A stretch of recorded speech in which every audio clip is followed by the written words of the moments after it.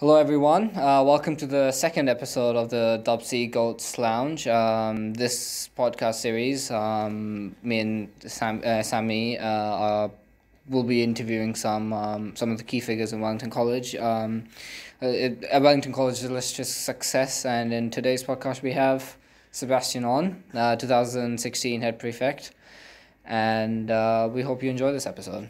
Yeah. So, one of the first questions I have for you is, what was primary school like, and having your older brother to look up to? Cool. Yeah, so I'm definitely glad to be here, and I think it's an awesome thing what you guys are doing. In terms of primary school, so I was at Cardinal McKeefery, which was a really small school. It was a good environment for learning, and they were quite well set up in the sense that they were happy to let people accelerate. And I'm not sure if that kind of thing is still happening, but it's awesome the way it was. In terms of having my brother to look up to, that was it's a good thing for me, I think. In some way I wonder who he looked up to. Because being a younger brother, I guess you always look up to your older brother. I'm not sure if you guys have siblings, do you? I have a younger sister. Both of us do. So we're probably there. They probably look up to you, right? But no, certainly I looked up to what he did, and he, in some ways, I'm very grateful to him for sort of laying out the path for me to just sort of walk along the same track, which is really cool. Yeah. And did you have any other role models or idols to look other than your brother? Good question. Come to think of it, not particularly. Obviously, there's your friends and that sort of thing, and you respect your friends, and you see the best in your friends, and you try to work that into yourself. But in terms of actual people who I think, oh man, I really want to be that person, or I really want to be like that person. For me, it was really just my brother. And I'm just so grateful that he was a good person, and I sort of followed that same track, That's great. Yeah. So, how was the transition from a small school such as Cardinal McKeefery to Wellington College? I think it was challenging at the start, because I think, we had 13 people in my year 8, and I think so we had. We either have five guys or something. Oh no, I can't remember. 6 or 7 guys. To obviously come into a school and have 300 guys in the same year, and 1,500 overall was certainly quite different. But I think the peer support group definitely made things a lot easier. And I recall those first few weeks being challenging but fun, I guess, to be able to meet new people. Absolutely. Is peer support still going? It's still going. Both of us. So we're the tutors now. Or the peer supporters. Nice. So it's real fun actually meeting the United and just having to connect with them. I'm wondering from your experience in year 9. To how you sort of run it this year. I'm wondering what sorts of things you've changed through, or. Actually, most of it's still the same. Cool. The same. For example, you probably got a booklet. Did you get a booklet? I think we got the same booklet and just the energizers and everything. But most of it's just the same because the school hasn't changed as much. But a couple of things here and there, but that's about it. So nice. Overall, I'm sure it's the same. It's good to know it's still going, and it's definitely important. One question that I definitely have is, it goes around my friend group definitely, is apparently you achieved level 3E in year 11. What subjects did you do to get that, and how did you get that? So I can't remember how. I do know how. So I did calc stats in Latin. I think I would have done all of calculus and all of Latin and just the stats externals. And from memory, that got me up to just enough credits, right on the number to get level 3 with excellence. And I think I only just got 50 excellence credits, which was required, which is lucky. Yes, so, I mean, that did happen. Yeah, yeah. But I think it's not necessarily something you should aim for or something that really means anything in the long run. Yeah. It's just, for me, that was a way of pushing myself. I think everyone should push himself, Yeah. Everyone should aim high, but, not reasonably high, Yeah. And for me, that was aiming high and being reasonable about it as well. Yeah. So at that stage, I wanted something to push myself, and that was a good wee goal to aim for, even though in the scheme of things, it doesn't really mean anything because everyone's going to get level 3 in the end. Yeah. But, I mean, yeah. So. I was just because, at least with Calc, I know that you get accelerated in year 10 to year 11. So how did that work with you? Was that at Cardinal McCuffrey that you did? Yeah. So I guess this is partly thanks to my brother as well. Yeah. Because before me, at Cardinal McCuffrey, they had set up with a correspondence school for him to do some level 1 stuff in year 8. Right. Him and 2 others were doing level 1 in year 8. Just like the internals and little bits and pieces. So when I went through, those channels were already set up for me to do some level 1 stuff in year 8. Right. And then coming into college, I guess, as well, having my brother there and having been through college before, they said, "Oh, well, you're this guy's brother, you must be smart." Yeah. And having a few level 1 credits to show at that stage meant that I was chucked into the year 11 class straight away, which was quite cool. And I think, I'm not sure if these names ring a bell at all, but like Nitai, I can't remember his last name, but he was incredibly smart, and he was working 3 years ahead, not just 2 years, Oh wow. Anyhow. Yeah. So that's how we got there. So. So now onto sports. So what sports did you take, and which ones did you do competitively, and when did you start playing? Good question. So my sports through college were mainly tennis and basketball, with like a little bit of swimming and a little bit of cross country. The serious ones were tennis and basketball, both of which I did competitively throughout. Tennis, it would have started at a very, very young age. I can't remember exactly what it would have been. Maybe like I was probably been either like 5 or 7 or something when I started, and basketball was like year 7 maybe. And I think for me that was a good balance of like individual and team sport to be able to to get those two sort of mindsets going into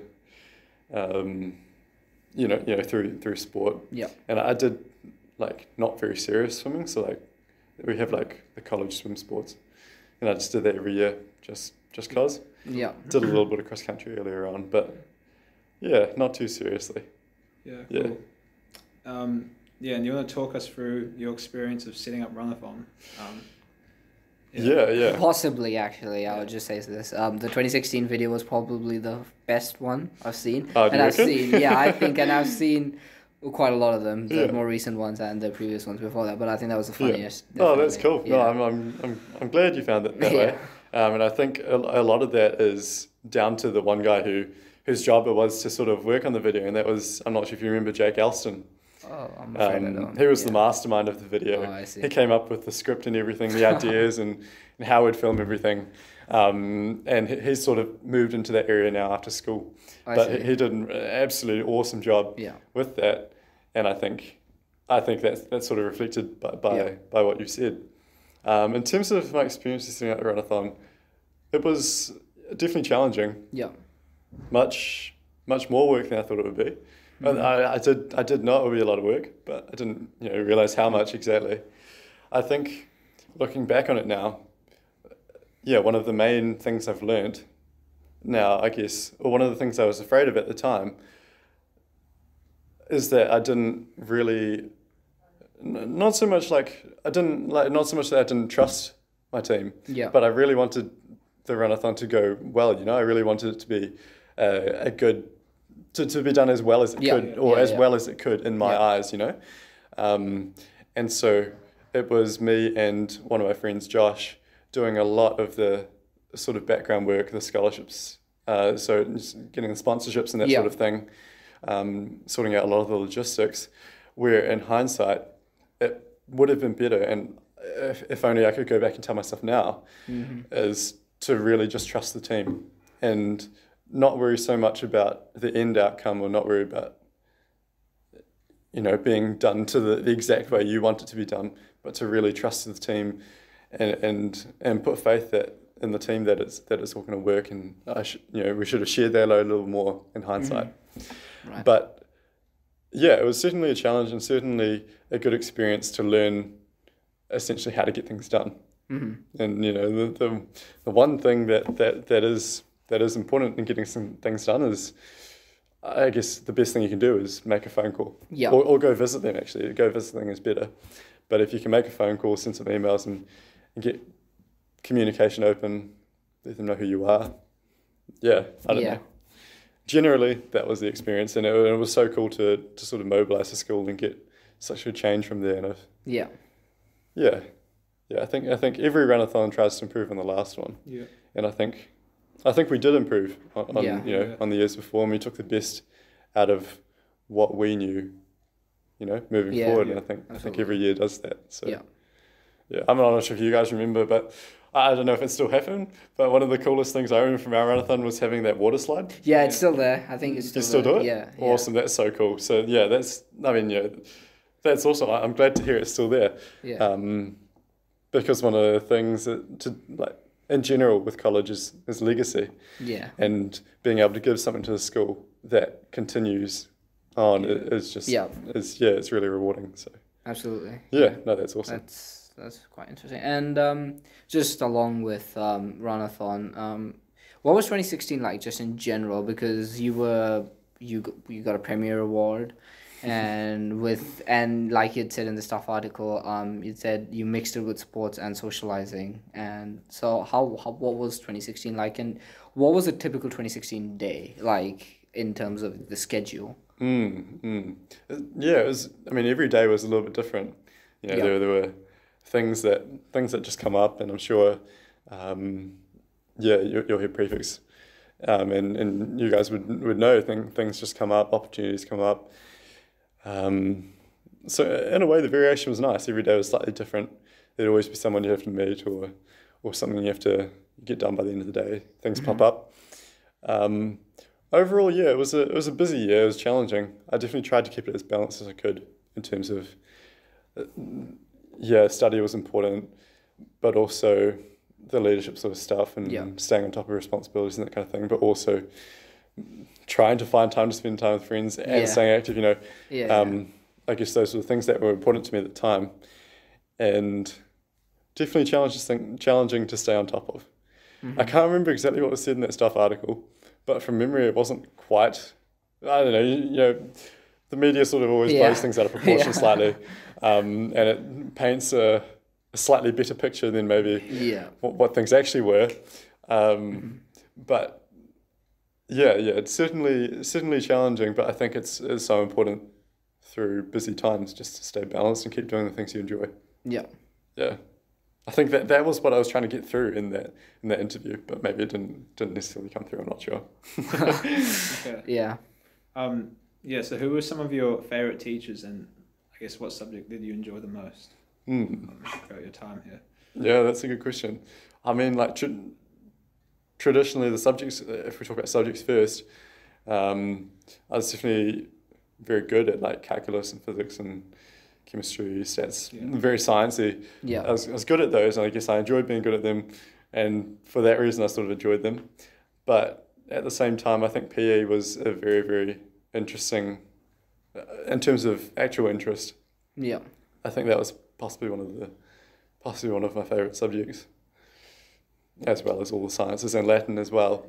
I'm not sure, do you guys do PE? Or? He does. Nice. Do you enjoy it? Yeah, it's a good subject. It's cool. I think it's one of the only subjects where you actually get to talk about slightly more philosophical ideas. And in relation to sport, as if you're interested in sport and that kind of thing, is such an interesting thing.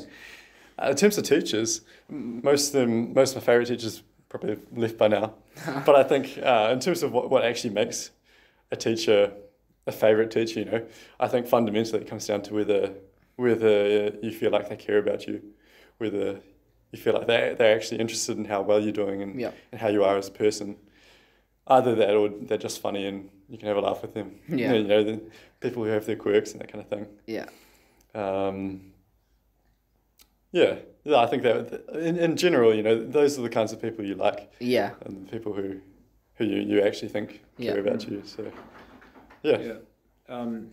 Was there competition with you and many other students? Because your year group had quite a lot of talented people. What was that competition like? Did that help motivate you? Yeah, definitely. So I think, I mean, it being a boys' school, I mean, not saying girls aren't competitive, but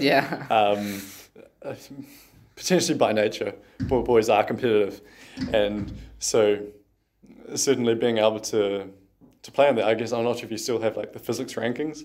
Oh yeah, we do. Yeah. So that's kind of a good illustration of what the level of competition was like. You know, you sort of know where each other are at.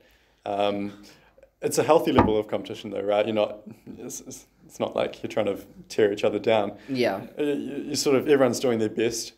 You're willing to help each other, and everyone's sort of just making each other better by pushing each other, which is a very, very healthy thing at college. Nowadays, not so much competition. It's more just, you know, you just share information pretty freely. Not that we didn't. But certainly there was competition, but it was healthy competition. So I assume it's still there. I think this still is. Yeah, and I guess was your time at college was there a bit of mild competition between you and your brother Nick? Since he achieved similar accolades to you. Yeah, certainly. I think definitely. Yeah. I mean, from my perspective, I was always aiming to be, you know, slightly better than him. I didn't get there a lot of the time. He's much more of an athlete than I am in terms of actual athletic pursuits. McKivity, sort of that sort of thing. I was never fast enough or good enough to be in the team. To be that good at sport. But I moved into different things like tennis and basketball, slightly more skill-based sports, because I couldn't beat him at other things. And I remember thinking when I was, it's kind of funny, when I was like year 9 or so, because he was a prefect, I was like, oh man, how can I do better than that? Well, the only way I can do better is being like a gold badge or something. But that was never a goal, more of just a dream, sort of a thought. Wouldn't that be funny? And I guess it just worked out that way. But yeah, you're right. There was competition, and that was a driving force for a lot of things I did to sort of push myself, which was cool. Yeah.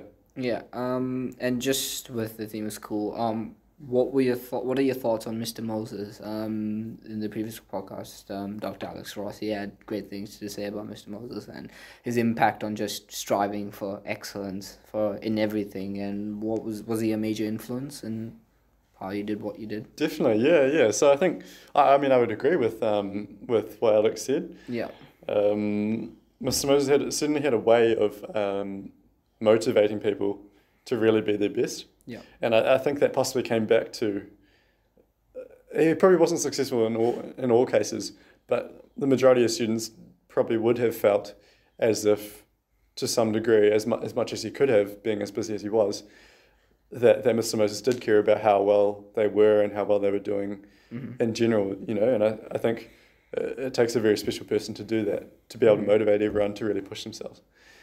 And I think perhaps partly that's driven by him being quite a competitive person, I think. And I think he added a bit of healthy competitiveness to the culture of the school in a way. And yeah, I speak very, very highly of Mr. Moses. I think he's an awesome guy, and he really had as I say, he really had a special way that not many people can, of motivating and encouraging the students. And like we had chants for Mr. Moses. I'm trying to remember what they were now.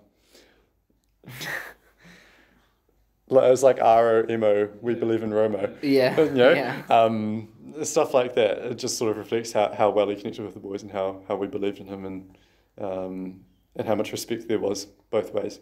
I think I remember there was something like Roger that Moses as you come into the drive. I don't know if it's there still, but yeah, there was something like that. I don't know. My peer support leader told me there was. I recall. Yeah. I can't remember exactly the details, but yeah, I think there was something like that. Yeah. Just one thing that came out to me.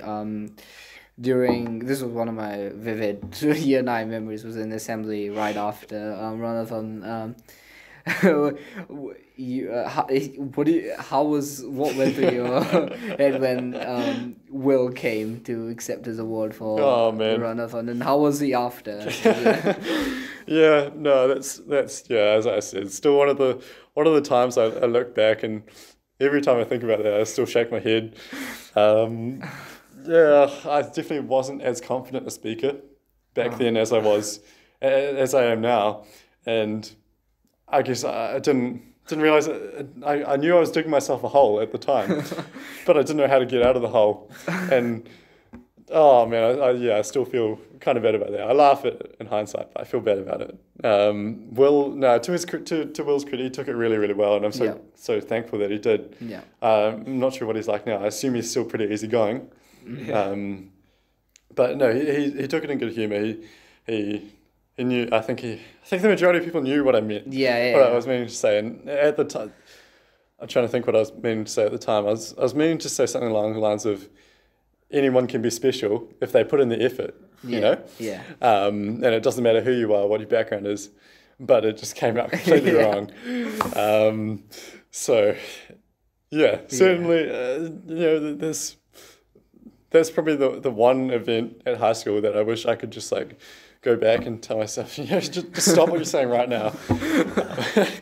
But no. To his credit, Will took it really well, and I'm glad he did. So, yeah. Cool. Sorry, Will. So I assume I probably know what this is, but what was your best year at college and why? Yeah, it's a good question. I think it probably would have been year 13. Yeah. And I think that's partly just because whenever you come to the end of a certain period of time, you realise that you're near the end, and you really just appreciate it for what it is, I guess, And you guys would probably be experiencing that now. Yeah. And especially as you go towards the end of the year, you'll just find that you just appreciate everything so much about the college, about the people, your friends. You might not see them again for ages. Yeah. And you probably notice the same things with your holidays. You spend the first week or so just doing nothing, and then the next week you're like, oh man, you really appreciate it. But if not year 13, probably year 9, just because it was a cool new environment. You get to meet all your friends and that sort of thing. What would you guys say?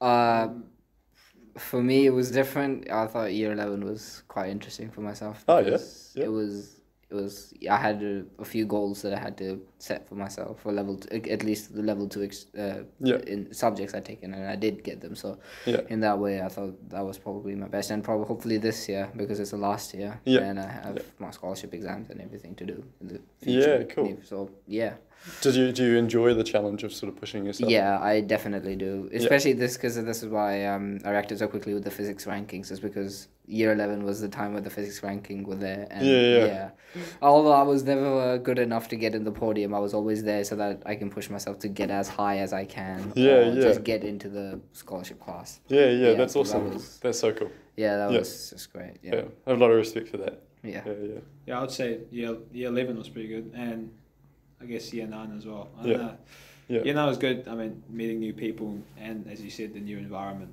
It was good to get used to. What was it about year 11?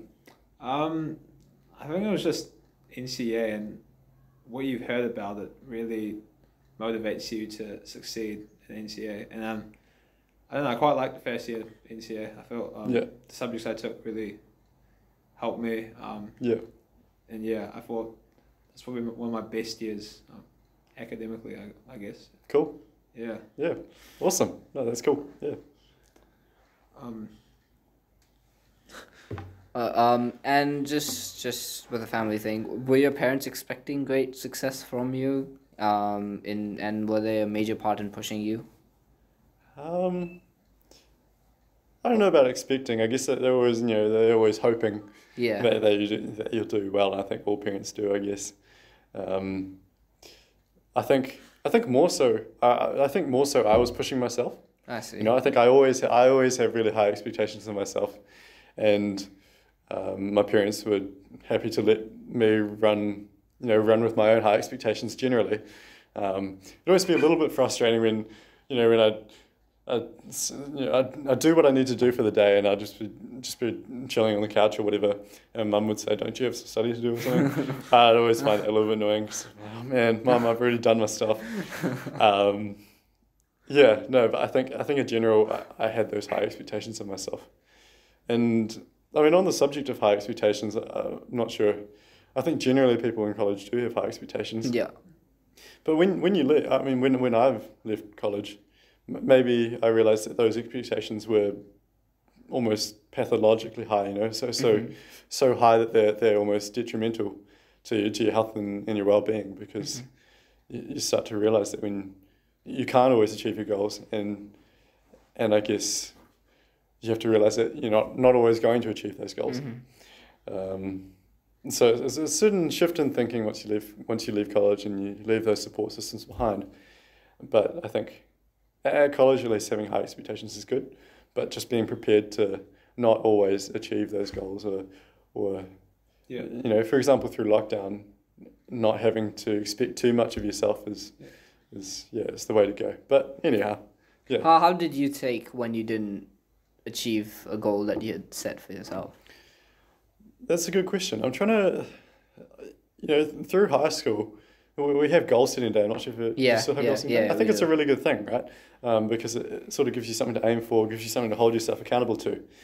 And through high school, I think the goals that I set were always quite reasonable goals, and almost just by magic, it seemed that I achieved them every time, which was, those particular goals that we set. I'm sure there would have been times when I didn't achieve those goals, and I would have been quite hard on myself and would have got quite down on myself because of that. Yeah. There's nothing I can do about that now, obviously. Yeah. But yeah, in hindsight,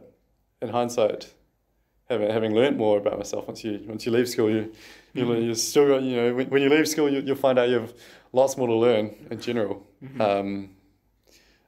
But realizing what you can and can't control, there's a big difference in accepting what you can't control, and accepting that at the time you actually would have done your very best, because how could you have done any better? Yeah.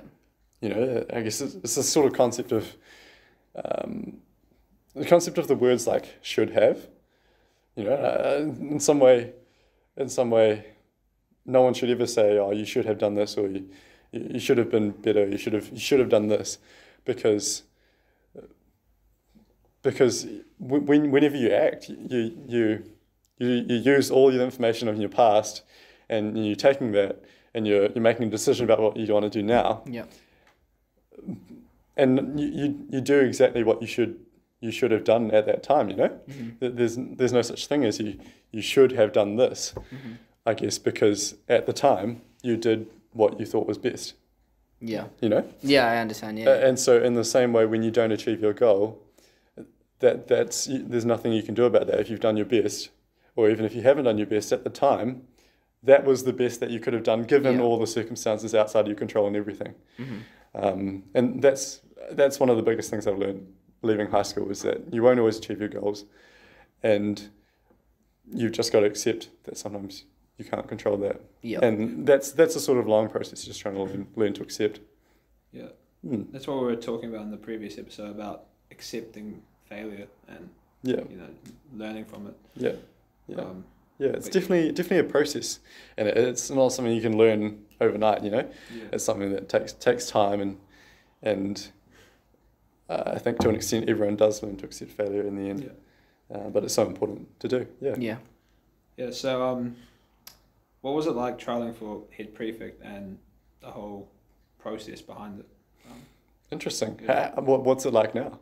Well, there's a vote process, and then there's like a little workshop, and then there's interviews. Yeah.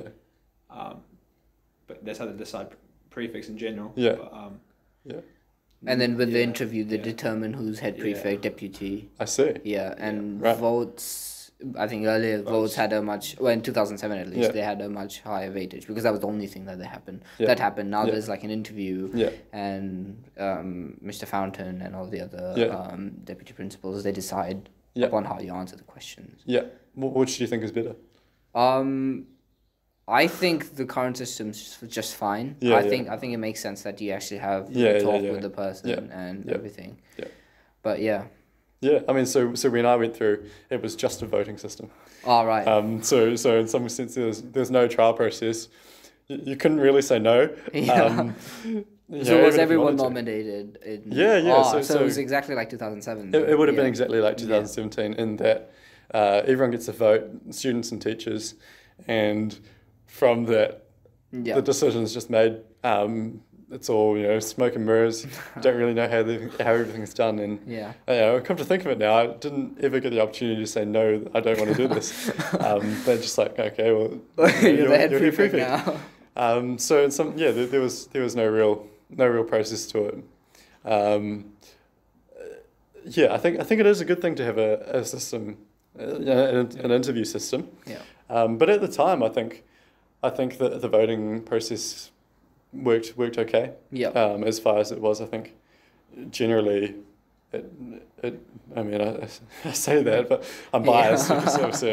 But I think generally it was fine and worked well for what it was. I think teacher votes was a massive thing. But having teachers vote was definitely. Otherwise, because then it's just not a popularity contest. It's also determining how you were as a student in the past few years. Yeah. Yeah, definitely. So I think at the time it was good for what it was, but as you say, things change and management changes and leadership styles change, and there's no necessarily right or wrong way to do anything. So cool.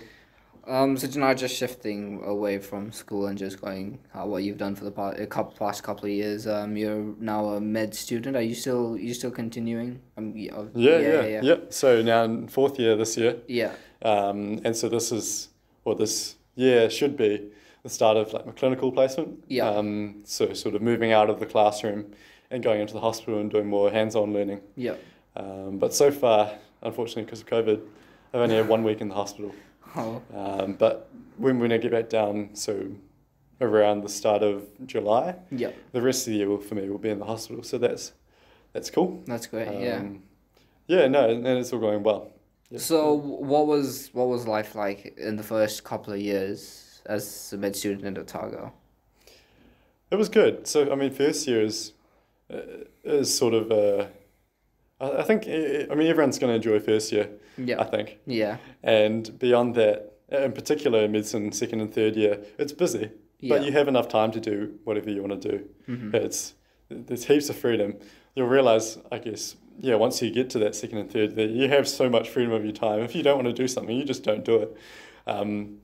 But then you realize the repercussions of that, and you make those decisions for yourself. Yeah. People say you don't get spoon-fed after school, but actually, in many ways, you still get spoon-fed. I don't know at what point that spoon-feeding is going to stop. I'm pretty sure right now I'm still getting spoon-fed. It's good. It's a nice change to be able to have that much freedom. Yeah. After. And how competitive, because I've heard it's very competitive, health sci first year, especially for medicine. How competitive was it? And how many students actually got in to?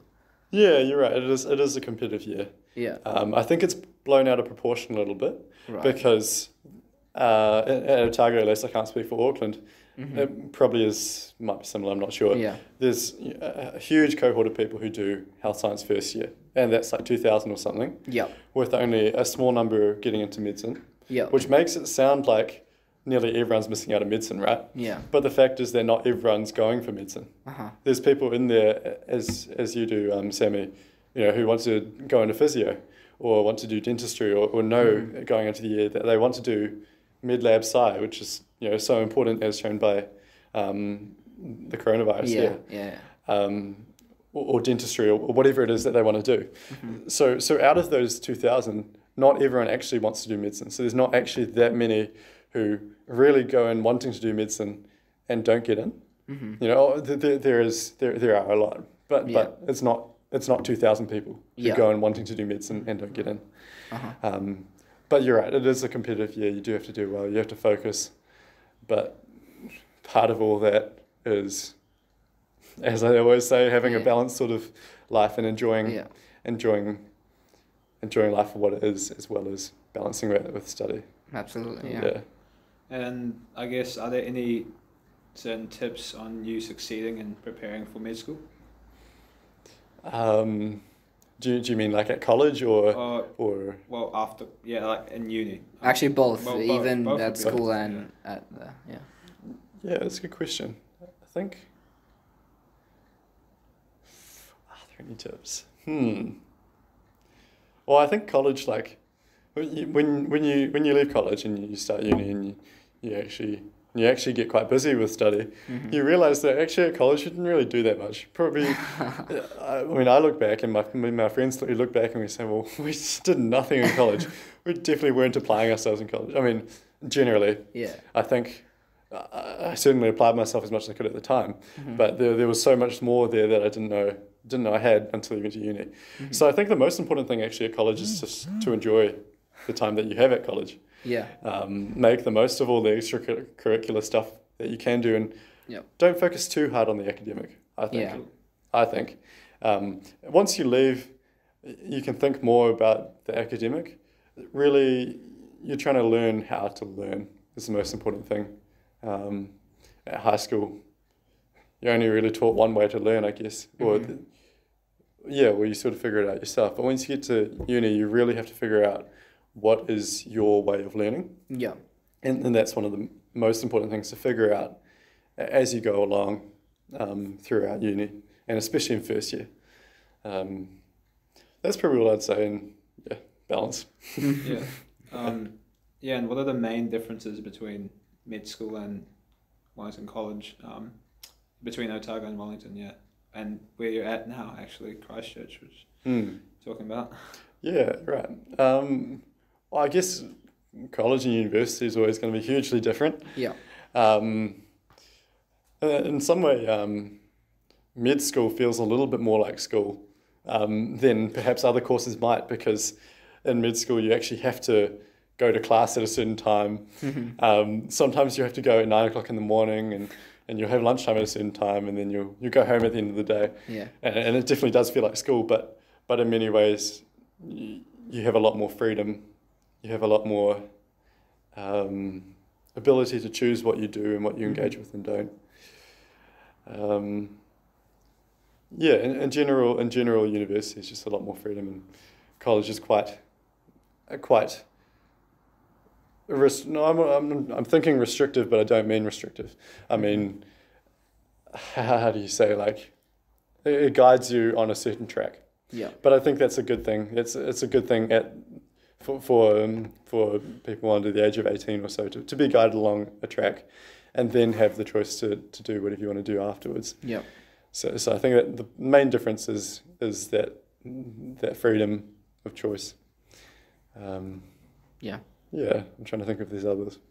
Maybe we'll come back to it if I think of more. Absolutely. And what are your future aspirations as of now, specializing in any particular field? It's definitely early to say. I think about general practice. I'd think about rural general practice. So which is a little bit more challenging. There's more things you have to think about. And possibly end of life care, but it's a wait and see sort of thing. Not sure at this stage. And just as a final question, if you where would you like to work? Wellington, Otago, Christchurch, anywhere else? Overseas? Well, I think ultimately it depends where my friends are going to be. I mean, probably not Auckland. And I would probably want to stay in New Zealand in terms of long term. But I would be pretty happy to live anywhere, I think, as long as I had good friends there. And I think the friends who I'm with at the moment are really good friends. So that's great. I'm glad about that. And I think it's almost a shift in perspective. I mean, I'm not sure how we're going with time. I'm sure we can keep going. No, that's the final thought. A bit of a shift in perspective, I guess, for me was recently I did some research, and one of my supervisors said to me, well, actually, before you think about what you want to do, think about where you want to live. Yeah. And that comes down to sort of where your friends are as well. Yeah. Because, I mean, in terms of, in particular with medicine, say, for example, you wanted to go into a specific specialty, you probably wouldn't be able to do a very, very niche thing. And if you wanted to live in Westport or something like that, you know? Yeah. So you have to factor in where you want to live into your job, because ultimately the most important thing is yourself, your own health, your well-being, being with friends and family and that sort of thing, as opposed to your career being the most important thing. So I think that was interesting for me. Yeah. Is there anything else you'd like to talk about? Anything at all? Final thoughts? Any particular question? Not particularly. No. I mean, nothing. I mean, I'm sure there's plenty that I'd love to talk about, but nothing that comes to my mind straight away. I think. Final message to parting thought for Coldboys still here, I guess, is to absolutely just appreciate the time that you're here, make the most of those opportunities that come up, because at college, I guess those opportunities are there for you. I mean, you realise that once you actually, this is one of the things that is different between college and university, is that you actually have to go find the opportunities to do things like volunteering, like sport, for example. All those things are sort of are here at college, which is awesome, and I encourage everyone to make the most of those opportunities. But that's one of the things you have to search for. And I guess the final thing is, not focusing too hard on academic performance, and also, it's a long final thought, but think about, I guess, your measures of success, like what makes a year successful for you, and I encourage potentially that measure of success. This might go against what teachers say, but I encourage that level of success not to be based on purely academic results. Not to say that I am successful this year because I got excellence in chemistry level 2. Yeah. Rather to look holistically, see how much you as a person can change, how much you feel like you learn over the course of the year, not only academically, but also as a person, how much you change, the things you do sporting wise, how much you value your friends and your family. I think those are much, much more important values of measures of success than how well you're doing academically. Yeah. And that's my final thought, probably for if everyone's still here. So cool. Well, I think we'll probably close the podcast. Thank you very much for watching. This was Seb On. It was great to have you. Awesome. Yeah. Thank you for having me. We hope the best for you in the future. Cheers. Cool. Thank you.